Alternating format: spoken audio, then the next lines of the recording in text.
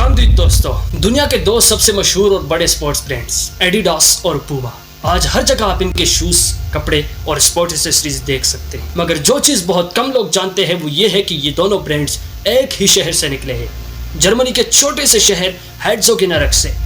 ये दोस्तों सिर्फ एक आम बिजनेस कहानी नहीं, बल्कि एक ऐसे रिश्ते की दास्तान है जो भाई से दुश्मन बनने की मिसाल है। एडोल्फ डेज़लर एडी और रुडोल्फ डेज़लर रूडी, ये दोनों सिर्फ भाई नहीं दोस्तों, बल्कि एक वक्त पर बिजनेस पार्टनर भी थे। इनका एक ही मकसद था, दुनिया के बेहतरीन जूते बनाना। दोनों ने मिलकर एक छोटी सी शू फैक्ट्री शुरू की जो धीरे धीरे मशहूर होती गई। लेकिन जैसे जैसे वक्त गुजरता गया, इन दोनों के दरमियान मसाइल बढ़ते गए, शक और नफरत ने जगह ले ली। आखिरकार ये रिश्ता टूट गया और दोनों भाई एक दूसरे के बड़े से बड़े दुश्मन बन गए। एडी ने एडिडास कंपनी बनाई और रूडी ने पूमा, और तब से लेकर आज तक दोस्तों दोनों ब्रांड्स एक दूसरे को हराने की कोशिश कर रहे हैं। ये सिर्फ एक आम बिजनेस कंपटीशन नहीं था, यह एक पर्सनल बदला था। इस दुश्मनी का असर सिर्फ इन दोनों तक नहीं रहा, बल्कि पूरा शहर दो हिस्सों में तकसीम हो गया। आज भी दोस्तों हेर्ज़ोगेनारख के लोग या तो एडिडास के सपोर्टर हैं या फिर पूमा के। शहर में ऐसे रेस्टोरेंट्स हैं जो सिर्फ एडिडास के एम्प्लॉयज को सर्व करते हैं, और ऐसे लोग भी हैं जो सिर्फ पूमा के लोगों से दोस्ती करते हैं। ये नफरत दोस्तों आधी सदी से ज्यादा चलती आ रही है। लेकिन दोस्तों सवाल ये है कि ये सब शुरू कैसे हुआ? एक साथ चलने वाले भाई दुश्मन कैसे बन गए? ये जानने के लिए चलिए हम वापस चलते हैं उन दिनों में जब ये कहानी शुरू हुई।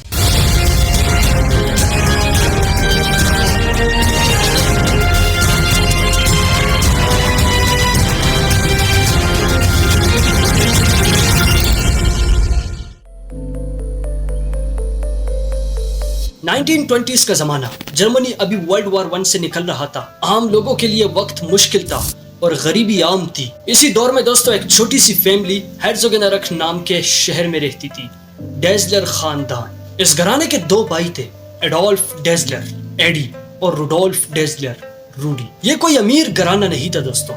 इनका बाप लॉन्ड्री का काम करता था, जो लोगों के कपड़े धोता और साफ करता। माँ कपड़े सिलती थी ताकि कुछ पैसे कमा सके। मगर एडी और रूडी की सोच हमेशा आगे बढ़ने और नए आइडियाज ढूंढने में लगी रहती थी। एडी बहुत होशियार और क्रिएटिव था। उसका शौक था कि वो बेहतरीन क्वालिटी के जूते बनाए, जो सिर्फ स्टाइलिश ना हो बल्कि आरामदेह और ड्यूरेबल भी हो। उसके जहन में हर वक्त नए डिजाइन और नए तरीके आते रहते थे। दूसरी तरफ दोस्तों रूडी का सोचने का तरीका मुख्तलिफ था।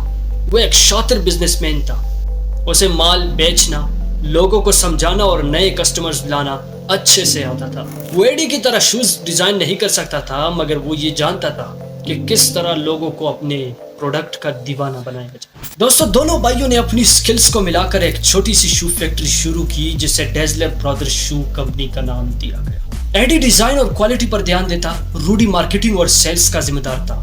ये दोनों एक बेहतरीन टीम बन चुके थे। दोनों एक दूसरे को कंप्लीट करते थे। एडी का काम था बेहतरीन शूज बनाना और रूडी का काम था उन्हें बेचना। ये कॉम्बिनेशन दोस्तों परफेक्ट लगता था, मगर सिर्फ फिलहाल के लिए। आगे चलकर जो होने वाला था उसने सब कुछ तबाह कर देना था। 1936 का बर्लिन ओलंपिक जर्मनी के लिए सिर्फ एक स्पोर्ट्स इवेंट नहीं था, बल्कि पॉलिटिकल पावर का एक बड़ा शो था। एडोल्फ हिटलर चाह रहा था कि ये ओलंपिक्स जर्मनी की ताकत और सुपीरियरिटी का सबूत बने। हर तरफ दोस्तों नाजी फ्लैग्स, प्रोपेगेंडा और रेसिज्म का माहौल था। मगर ये ओलंपिक्स डेज़लर ब्रदर की कंपनी की तकदीर बदलने वाली थी। एडी और रूडी डेज़लर समझ गए थे कि ये इवेंट उनके लिए एक बहुत बड़ा मौका है। अगर वो अपने शूज को किसी मशहूर एथलीट तक पहुंचा दे तो उनकी कंपनी दुनिया भर में फेमस हो सकती है। इसलिए दोस्तों उन्होंने एक बहुत रिस्की फैसला किया। उन्होंने अपने हाथ से बनाए गए रनिंग शूज फ्री में दिए एक अमेरिकी स्प्रिंटर जेसी ओवेंस को। उस वक्त दोस्तों जर्मनी का leader Adolf Hitler Jesse Owens को पसंद नहीं करता था, क्योंकि वो एक अफ्रीकन अमेरिकन था और नाजी आइडियोलॉजी के मुताबिक सिर्फ व्हाइट रेस सबसे बेहतरीन थी। मगर जेसी ओवेंस ने ओलंपिक्स में सबको हैरान कर दिया। दोस्तों जेसी ओवेंस ने बर्लिन में 4 गोल्ड मेडल जीते। वो सबसे तेज रनर साबित हुआ और उसके पहने हुए डेज़लर शूज दुनिया भर के मीडिया में दिखाए गए। दोस्तों ये एक बहुत बड़ा मूवमेंट था, क्योंकि इससे पहले डेज़लर शूज सिर्फ जर्मनी में जाने जाते थे। अब अमेरिका और यूरोप तक उनका नाम पहुंच गया था।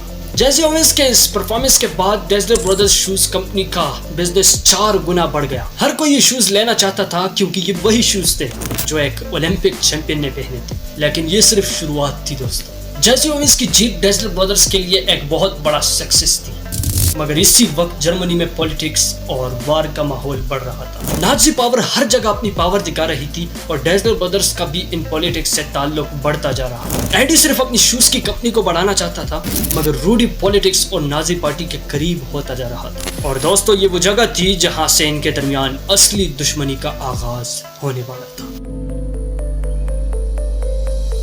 1939 में वर्ल्ड वार 2 शुरू होती है और जर्मनी हर तरफ जंग में उलझ जाता है। डेजलर ब्रदर की शू फैक्ट्री भी बंद हो जाती है, क्योंकि सब इंडस्ट्रीज को या तो फौज के लिए काम करना पड़ रहा था या फिर उनका बंद होना लाजमी था। एडी और रूडी का बिजनेस भी मुश्किल में था, मगर असली मसला अभी शुरू होने वाला था, उनकी अपनी दुश्मनी। एडी और रूडी दोनों नाजी पार्टी से जुदा थे, मगर उनका पॉलिटिक्स में इन्वॉल्वमेंट अलग था। एडी सिर्फ अपने जूते का काम चला रहा था, रूडी काफी एक्टिव था नाजी पार्टी के साथ और हिटलर की पॉलिसीज को सपोर्ट करता था। जब जर्मनी हार गया तो नाजी सपोर्टर्स को पकड़कर जेल भेजा जाने लगा। इसी दौरान दोस्तों रूडी को अरेस्ट कर लिया।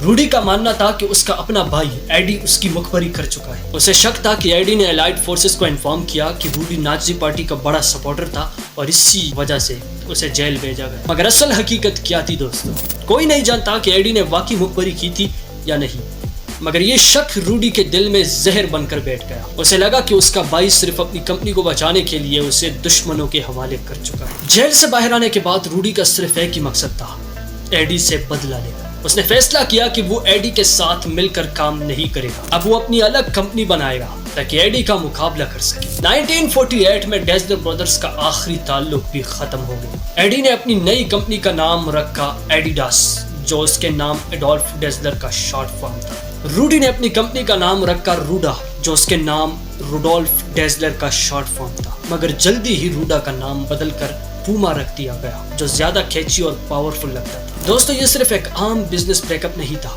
ये एक पर्सनल वार थी जो दोनों भाइयों की अगली नस्लों तक चली। एडी और रूडी ने एक दूसरे से बात करना बंद कर दिया, उनके बच्चों तक ने एक दूसरे के साथ दोस्ती छोड़ दी। पूरा शहर 2 हिस्सों में तकसीम हो गया, एडिडास के सपोर्टर्स और पूमा के सपोर्टर्स। अब ये सिर्फ जूतों की लड़ाई नहीं थी, ये एक ऐसे रिश्ते का खात्मा था जो कभी वापस जुड़ने वाला नहीं था, और ये दुश्मनी आगे चलकर और भी डेंजरस होने वाली थी। डेजलर ब्रदर की दुश्मनी सिर्फ उनकी कंपनीज तक महदूद नहीं रही, बल्कि पूरे शहर को अपनी इफेक्ट में ले चुकी थी। हेर्ज़ोगेनारख, जो कभी एक आम और प्यारा शहर था, अब 2 हिस्सों में तकसीम हो चुका था। अब ये सिर्फ एडिडास और पूमा का मैदानी जंग था। हेर्ज़ोगेनारख के लोगों के लिए सिर्फ एक जूता नहीं था, बल्कि एक पहचान थी। शहर का एक हिस्सा एडिडास सपोर्ट करता था और दूसरा हिस्सा सिर्फ पूमा के जूते पहनता था। अगर किसी का जूता एडिडास का होता तो वो सिर्फ एडिडास वालों से दोस्ती करता, अगर किसी का जूता पूमा का होता तो वो एडिडास वालों से बात तक नहीं करता। दोस्त, ये राइवलरी इतनी इंटेंस हो गई कि लोग सिर्फ जूते देखकर फैसला करते कि किससे दोस्ती करनी है और किससे नहीं। दोस्तों, ये राइवलरी इतनी एक्सट्रीम हो गई कि जब लोग सड़क पर चलते तो पहले दूसरे के जूते देखते, ये चेक करते कि वो एडिडास पहनता है या पूमा, फिर डिसाइड करते कि बात करनी है या नहीं। इसी वजह से ये शहर the town of bent next कहलाने लगा, क्योंकि हर शख्स दूसरों के जूते देखने के लिए अपनी गर्दन नीचे झुकाता था। यहाँ तक कि रेस्टोरेंट्स, होटल्स और दुकानों तक ने साइड ले ली। दोस्तों, अगर किसी रेस्टोरेंट का मालिक एडिडास का सपोर्टर होता तो वो सिर्फ एडिडास वालों को सर्विस देता, पूमा वाले अपने दुकानों में एडिडास वालों को नहीं आने देते। यह राइवलरी जनरेशन तक चली। डेजलर ब्रदर्स के बीच जो नफरत थी, उसने पूरे शहर को एक बैटल फील्ड बना दिया। शहर के अंदर मुख्तलिफ इलाके सिर्फ एडिडास या सिर्फ पूमा का हिस्सा बन गए। दोस्तों, शादियां भी सिर्फ अपनी तरफ होती थी। अगर कोई लड़का एडिडास का सपोर्टर होता और लड़की पूमा वाली फैमिली से होती तो दोनों का रिश्ता नामुमकिन समझा जाए। ये सब इतना सीरियस था कि डेजलर फ्रेंडली के कब्रिस्तान तक में दोनों भाइयों की कब्र अलग अलग है। आज भी ये शहर इस अजीब सी राइवलरी का गवाह है। पर ये राइवलरी यही खत्म नहीं होती, आगे यही दुश्मनी फुटबॉल फील्ड तक पहुंचने वाली थी। 1954 का फीफा वर्ल्ड कप फाइनल एक ऐसा मैच जो सिर्फ फुटबॉल नहीं बल्कि स्पोर्ट हिस्ट्री का एक अनफॉरगेटेबल मोमेंट बन गया। ये वो वक्त था जब एडिडास ने फुटबॉल की दुनिया में एक ऐसी इनोवेशन इंट्रोड्यूस की जो आज भी इस्तेमाल होती है। जर्मनी और हंगरी का ये फाइनल मैच बर्न, स्विट्जरलैंड में हो रहा था।